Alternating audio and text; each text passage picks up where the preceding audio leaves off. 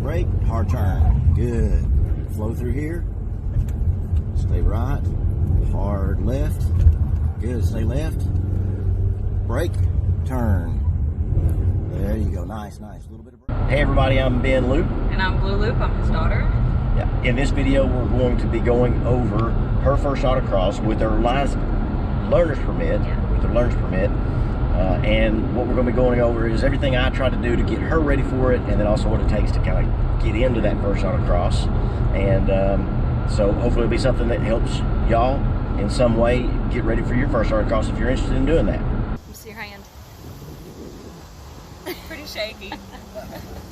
You did great. Because of the in 2020, she would have left. I'm sorry. Okay. She would have had her driver's license prior to this autocross event, but because of what was going down, yeah, watch this, people walking on the road. It's a great thing to see here. You directed that right.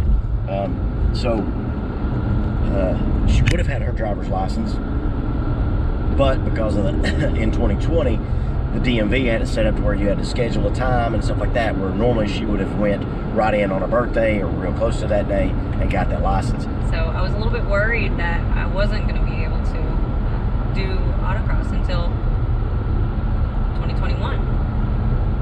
Yeah, and that was a factor too with the in 2020. Yeah. A lot of the events, the autocross events, were shut down. Yeah. That they finally got an event going, and it was on a lot that I loved. I'd autocrossed there 3 or 4 times previous.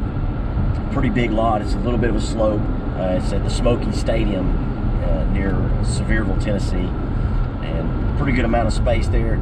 So I was excited about that lot, and luckily that was the only one that was close to us. They ran the entire year, if I remember correctly. And now I was, that's all I heard was how excited you were over that lot, and that was getting me really pumped up for it. But it was also making me nervous because I was like, oh my goodness, how big is this going to be? Yeah. Because I don't think I've ever been. No, you've never been to even see an autocross at that point, right? No. Had you watched any YouTube videos on autocrosses? Did you, when you knew you was going, did you watch any YouTube videos on autocross? No, I was just kind of like, okay, I'm gonna wing it. So, okay. Did you feel like well, hopefully on my own thoughts here, did you feel like I gave you enough information to where you felt confident with knowing what you're coming into? Of course. I don't know if I can find the footage. I found it the other night, or if I can get the footage into this video, but you were 4 or 5, and in your Power Wheels Mustang, I had set up little cones. Little cones, yeah. And, you know, that was 5. So about 10 years had passed since that time, since you tried to do an autocross. Oh. And I set the cones up and everything with them laying down. You know, you got a cone like this, another one laying down. That means you go to this side of it. Yeah. So. And you did that, wasn't it the day before or the day of, right before we headed out? You laid out cones, and you were like, I need you to come out to the driveway. I forgot about that. You made me walk it. So yeah, when she was 5, I got her little Hot Wheels or whatever things, Power Wheels things, and we ran the course. And I got video footage of it, but it looks like it's filmed with a potato, so I don't know if I'll put it in here. But I forgot that I did that, so she obviously don't have the Power Wheel anymore. So I went out and I still had the cones, these little tiny cones, and I set up a little course in the driveway. I forgot about that. Yeah. And so, gosh, that'd have been a great video, that. It would. So I went out and set up a course. We may do another video later on down the road where it kind of teaches you how to read the course and what you're looking for on the cones. You know, you got certain cones just standing up, other cones where cones are laying down beside it. Sometimes it's just the cone laying down, and what all that means. So I'd set that up, kind of a rough course out in the driveway, and made her walk through those cones. So I didn't want to pressure her into getting into doing an autocross, but every time I ever brought it up, you seemed excited about it. Definitely wanted to do it. So that was good. I jumped on our local SCCA forum, which is ETRSCCA. I went on that forum and signed up for it and put a general question there. Hey, me and my daughter are going to be running this autocross, or wanting to run this autocross coming up. She is only going to have her learner's permit. Can we run? And they were very helpful. They came back and said, yes, you have to ride with her while we're doing this. That's what I wanted in the first place. Yeah. So that kind of, okay, we're good to go. The local autocross scene we have was fine with her running this autocross with only a learner's permit. I don't know if that's going to be the case in all SCCA areas if you're trying to do one for yourself. So just find the local one, and it may be through some Facebook group, which they do. The one we have has a Facebook group, but I can't stand using Facebook. I do when I have to. Well, don't jump these tracks. Oh my God. If we had Dukes of Hazzard work. So here, you know where we're at, right? We're hitting 411. Mm-hmm. And then that's 72 right across from us. Yeah. Do you want to just continue on 72? Sure. Because we got a lot more to talk about still. Oh yeah. Well, whichever you think is best. All right, so watch people doing this jump. See, they are in our lane right now. So there's no way you could have come out there. All right, so watch that. When you're pulling up there, you see the little white triangles. They shouldn't cross those. So this guy's going to do it right. Look there, it's perfect. Good. So that's what you're hoping for. So look for opening, what you got, get it. If you gunned it, you can make it. Yep, like it. Okay. So we get clearance from our local ETR SCCA, our local SCCA group. Then the next step is find out what their regulations are on helmets. That's really the biggest thing, is for your own person, you're going to need a helmet. I believe SCCA across the board is going to be pretty specific. They want you to have a particular rating. I'll put it in the video somewhere so you can see what that rating should be. Check with your local SCCA. They may be more lax with that and allow you to maybe run a motorcycle style helmet that's DOT standard, but you're going to need to check with them to make sure of that. I've never really worn a helmet before, so I wasn't expecting how tight it would be. Yep. I thought it would be something like one of the helmets that I had when I had my bike or something like that. Yeah. But I didn't know my face would feel like it was being squished. Yeah. Sometimes these local autocrosses are going to have, SCCA groups are going to have something you need to fill out online. The one we had used, I think it's Motorsport Reg, R-E-G, or registration. And I think it's .org. Again, I'll put that somewhere in here. And you do all that filling out and all the information there. So I had to get all that filled out and then kind of enter that into my local SCCA group. So I had to kind of deal with two websites, get Motorsport Reg, whatever, .org, rolling, put her information in there, put my information in there in the car we were driving. I was so nervous and I didn't really know what to expect at that point. Well, I had kind of the idea of what I was going into, but not really what the place looked like, how it would be set out. And of course, you never really know how it's going to be set out until you get there. But the whole time, I was driving behind him, and I was like so excited and ready to go and so pumped up that I was like, I feel nauseous. And I was trying to convince myself I need to breathe. And even Dad, right before we kind of started rolling out of the house, he was like, don't forget to breathe, because it can get pretty nerve-wracking sometimes. And so by the time that we got there, I had calmed myself down. And then they had us lined up and ready to like start actually running the track. And that's kind of where it started coming back. But man, I felt... The nerves started coming back? Yeah, the nerves started to come back, the feeling that I was about to get sick. It was not scary, but nerve-wracking to say the least. Especially for, a first-timer. Yeah, I imagine. The only thing that I can just suggest is breathing helped a lot. And I breathed in, I counted out loud. 1, 2, 3, 4, 5, 6, 7, 8. 1, 2, 3, 4, 5, 6, 7, 8, in and out. Sometimes I would hold it for 4 seconds. And that really, really seemed taking a breath in for 10 seconds? 8 seconds in. Oh, wow, 8 seconds in. Yeah, because, I mean, I got those choir lungs, so. Oh, yeah, okay, all right. Bragging there. So it's 8 seconds in, hold for 4, 8 seconds out. That's what I did, but whatever. Okay, awesome thing. I didn't remember that, talking about that before we got out there. About the calming your nerves. That's huge. That's a big thing, man, and it's something you should learn. You should take time to learn. Get your nerves under control as best you can, and that will get better with practice. The more you do it, the less your nerves you're going to have going, because you're familiar with what's happening. Yeah. But expect nerves. Breathing is an awesome way to do it. Yeah. She's got, she does a lot of singing in school, so obviously she's able to control her breath way better. Me, I do 4 seconds in, pause, and 4 seconds out. That's what I'll do. And I just, slow, methodical breaths before I'm fixing to get into something, whether it's an autocross or whatever it may be that I'm doing. So that's an excellent point. I forgot about that. I'd say probably about the third run was where I wasn't nervous anymore.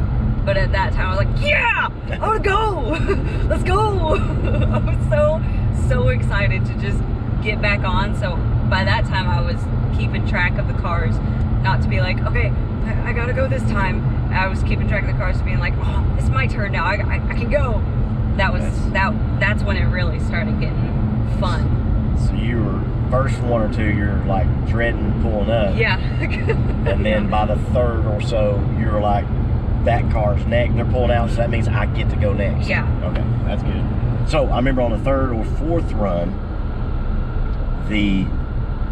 you saying your focus now had changed so much to you were nervous at the beginning of everybody watching you or judging you or what you were doing out there on the track. Yeah. And your third or fourth run, you were just laser focused on what was my last time. Yeah. Stay wide. Brake, hard turn. Good. Flow through here. Stay right. Hard left. Good. Stay left. Brake, turn. There you go. Nice. A little bit of brake and turn hard. Gas. Left. Gas. Right hard. There you go. Gas. Left. Gas. Gas. Brake. Hard right. Gas. Brake. Hard right. There you go. Good. And then just set it up. Hard. Gas. Good. Remember, we're going to be braking wide here. Yeah. Start right. There you go. Nice. Go through here. Left. Hard right. Gas. You hit the cone. 53. Yeah! And I can't remember those times off the top of my head, but let's say it was, you'd done 60-second run, and I was like, oh, you did 60.2. You're like, okay, I think I can get it down to 59. And that was what I noticed on your third, well, I mean, your call, but I'm cool going right. Okay. You know where you're at right now, right? Yeah. Just so you know, we're pulling on to 129, which heads towards the Dragon. You can see some Dragon stuff here. It was called the Dragon. Some people call it Tail of the Dragon. I've always just called it the Dragon. It's on 129 in Tennessee, mainly.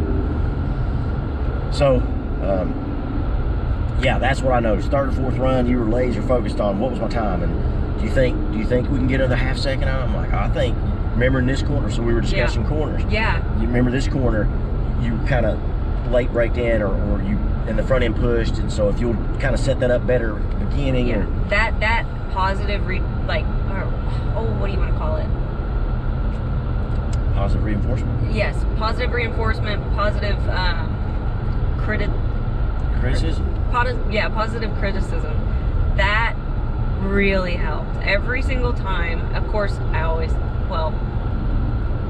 there was always something to fix, always something to make better.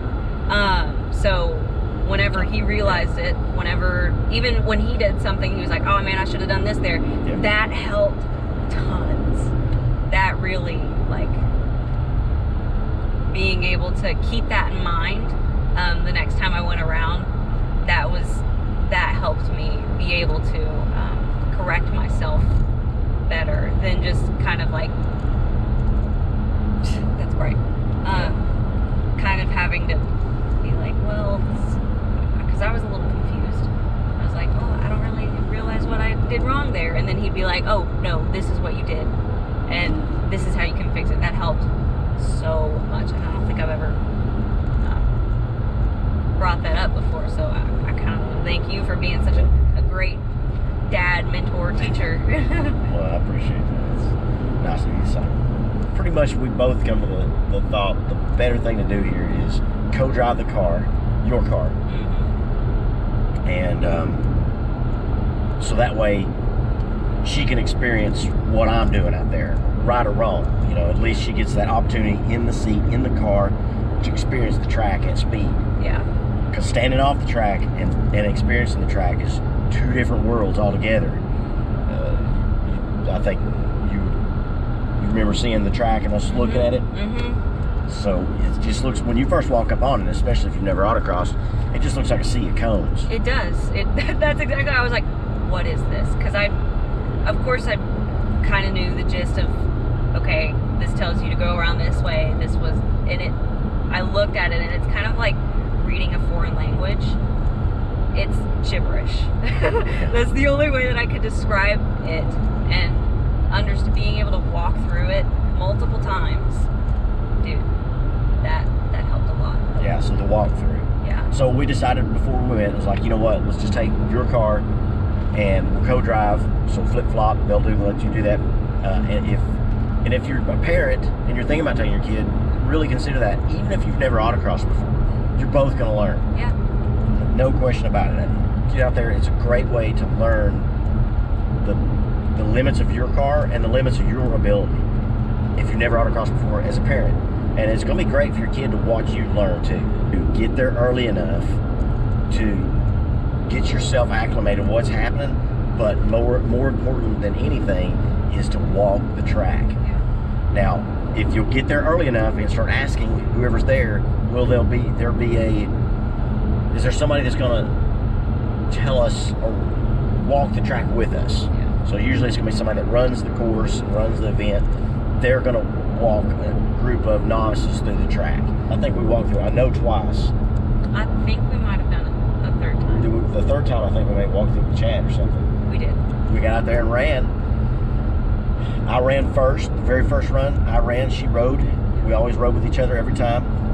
Gave each other pointers. We talked about, she had questions as things kind of come up. So we're coming up, we're 129 heading towards the Dragon. Next turn we'll be turning is turning left onto what's called Foothills Parkway. Long sweeping corners, goes across the ridge, a ridge line. Beautiful views.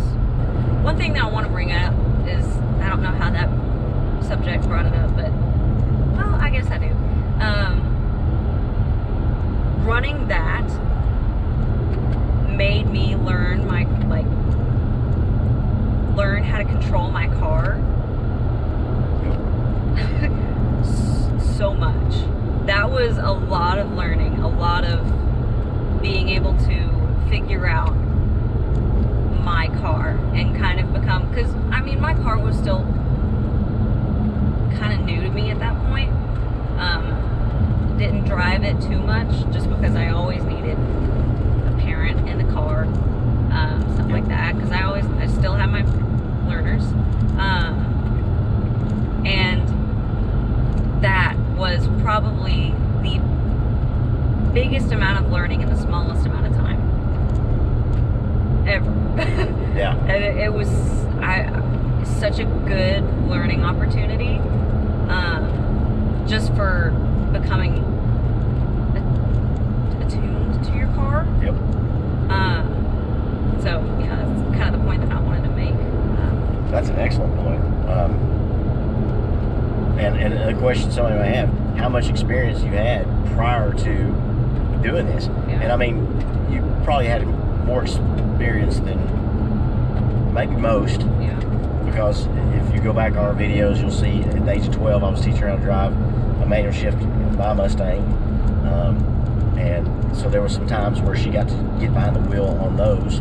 So there was a little bit of experience there. Yeah. And I agree. I think it's a great place to figure out what you command control of your car. Yeah. You know, and I think a lot of people are going, that kind of react to the car. No, you are putting the inputs in that car. You're making it do what you want it to do. And in autocross, you can learn how aggressive you can be with your car to make it do what you want to do. Right? Yeah. That's what helped me. The aggressiveness to be like, because I was always afraid, oh, if I'm too aggressive with this thing, it's gonna go out of control. And that helped me realize how much control I have in this car. Yep, I agree completely. Good point of reference, and again, I've brought it up now a couple of times, is we're basically, the Dragon is in our backyard here. We can go to it anytime we want to. It's 318 curves and 11 miles. It is an aggressive road. Yeah. And we did this autocross prior to her driving on her own, the Dragon. And I kind of feel like that was the right decision. As much as I love my gosh. Yeah. Okay, so I love the Dragon. I mean, thousands of hours and miles on the Dragon. And I still felt like instead of running her up to the Dragon, I think I'd rather take her to an autocross. Much more of a controlled environment. Yeah, and by that time I was definitely, I feel like I would have been more scared driving the Dragon on my own. Yep. So that time I was definitely more confident with my ability when we got up to the Dragon. That's a good point. That definitely did help. And then all the cars. I just love seeing cars, how people have done them up. There were some neat cars. Again, I screwed up and didn't take pictures and video of much as I should have. We'll make that right. We're going to start videoing a lot of these things we go to and then catching the stuff. A lot of cool things to see. There's some old muscle cars that had been set up suspension-wise to run this course. There was a truck, like a 70s model truck that had set, remember that? Remember that, yeah. And he was running pretty strong. Yeah. Some really macked out race car stuff that basically just built for autocross or track days, all the way to a bone stock EcoBoost Mustang, and 4 doors. And so whatever car you want to run, they'll let you run. Yeah, it doesn't have to be a sports car. Yeah, you can come out there in a Honda Civic. Well, I know Honda Civic's a great one, but the 4-door, a Honda Accord 4-door, or a Buick Regal 4-door. Hey, go for it. I don't, just get out there and do it. Yeah. But I will interject and hear how much it gave you the wants for a better performing car, and through that you knew to get a better performing, to get that next step of performance, wheels and tires were it. Yep. And so we immediately, our buddy Chad that went with us, he had a GT, and it had the performance package on it. So the performance package wheels, we'll do a rolling shot of her car, which now has those wheels and tires on it. And man, what a game changer that would have been if we'd ran that autocross with these wheels and tires. When the Dragon run we ran, now we've done a few, at least a couple. Every Dragon run you've done was with these wheels and tires, right? Yeah. Yes. So that was, we got those wheels and tires. Wasn't it the day after the autocross? No? The day of. Oh my gosh. Oh, it was. Yeah, I remember. Okay. So, yeah. So I was like, she's hooked. And I didn't know, is this going to be something she's into or not? Lord knows, we've tried everything. We've tried, when she's growing up, baseball, basketball, cheerleading, whatever. I can't even think of all it. Huh? Soccer. Oh, yeah. We tried all these different things, and nothing. It was, nope, that wasn't, nothing interested. And, oh, this is kind of cool. Be careful, there's no ice on the road. Yeah. Full of snow here. So I didn't know, is this something she's going to be interested in? Give it a try. And I don't want to speak for you, but I kind of feel like you got hooked. Dude, yeah. Yeah? For sure. Okay. So she seemed excited, hooked to me while we were doing it. And, I was kind of asking her questions like, if you're going to press on this, it's going to be a game changer to get off these factory wheels and tires. And I maybe try to roll in a shot of the original wheels and tires, give you some dimensions, what those were. I can't remember off the top of my head what those dimensions are. But anyway, and got talking to my buddy Chad, and he knew a guy that has takeoffs for Mustang GT performance packages where like Celine or Roush gets these cars and they just get the performance package GT. They don't need those wheels and tires because they put their own Celine wheels on it and their own Roush wheels on it, and this guy get those takeoffs. So brand new, couple hundred miles maybe, wheels and tires we were able to locate for smoking price. Yeah. And while we're out there doing it, I'm Googling and looking for this dude, and I find him, contact him. He's got a set. I turn to Bleu. I'm like, here's how much they cost. If you'll go in half, or if you'll go in half with me, I'll go in half with you. If you really want them, I'll go in half with you. And you were like, heck yeah. so she put down half, I put down half, and we got done with autocross at 4:30-ish, something like that. Yeah. Hour drive back home, jumped in my 4Runner, 2-hour drive to this guy's house that night, right? Yeah. Loaded up in the 4Runner and drove back. And I think it was the next day. The next day that we Yeah, did. which we're rolling some footage of that. The next day, I taught her how to jack the car up and change wheels and tires.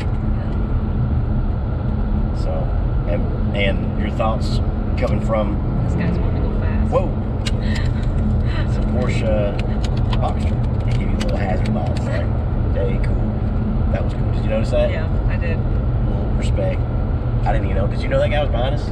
Yeah, I So did. You've been watching him? He got close to me on one of the corners, but I was like, dude, Let him pressure you and you're going faster? I was going like...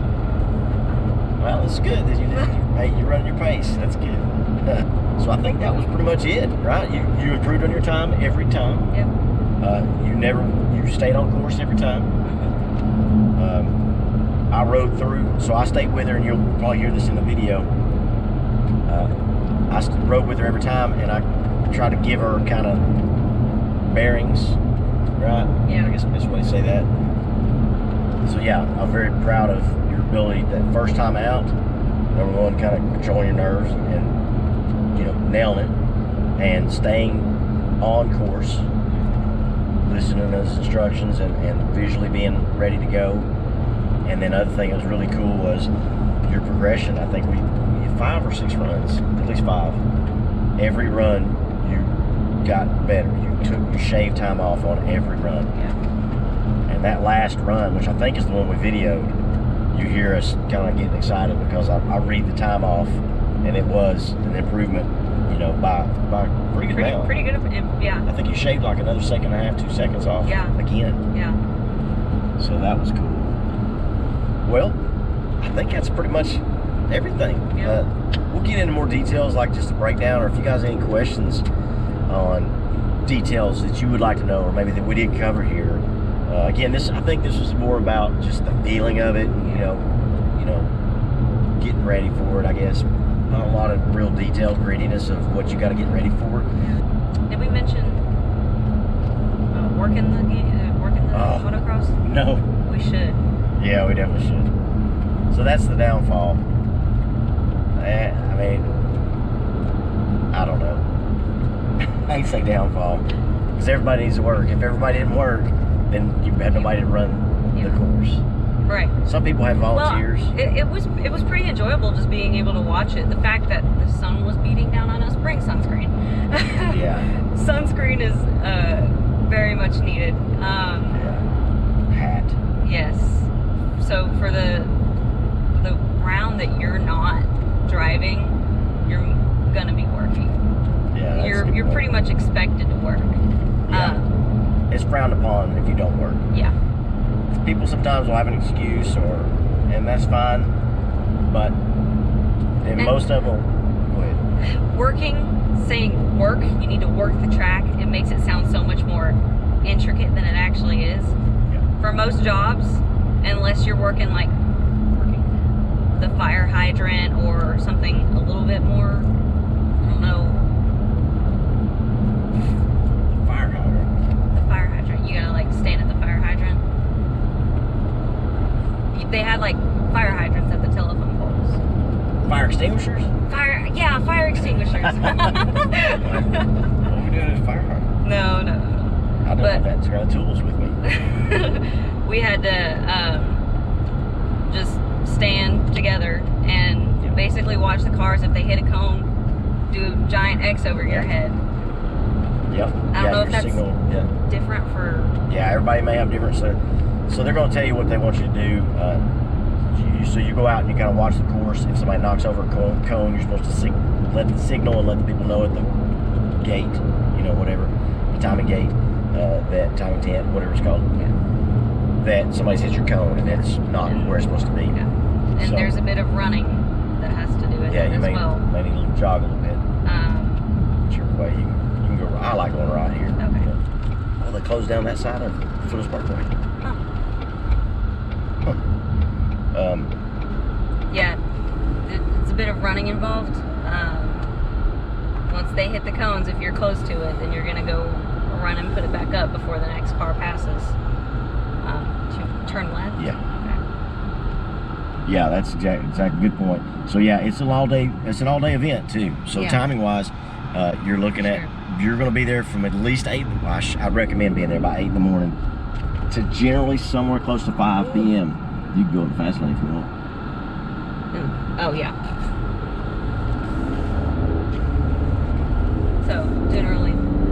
Yeah, need to be there by 8, I think, if not a little earlier, and expect to be there till 5-ish. Yeah. So yeah, and you're going to be working. You're going to be standing off in the parking lot. There's going to be some times where you've got a little time to maybe do something to your car, something like that, and you can even tell them that. Say, I got to fix something on my car. They'll understand. But otherwise, you need to be helping out the other people that are driving. They're wanting to drive too, and if you won't go out there and work, there's no way they can drive without somebody picking up those cones. Yeah. So that's good. That's good. So I think that's it. Yeah.